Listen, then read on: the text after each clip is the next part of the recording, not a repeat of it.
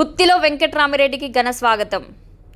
గుత్తి పట్టణ శివారులోని బాటా సుంకలమ్మ వద్ద శుక్రవారం గుంతకల్ మాజీ ఎమ్మెల్యే వై వెంకట్రామిరెడ్డికి గుత్తి పట్టణ అధ్యక్షుడు మధుసూదన్ రెడ్డి ఆధ్వర్యంలో భారీ కాన్వాయ్తో వైసీపీ నాయకులు కార్యకర్తలతో ఘన స్వాగతం పలికారు.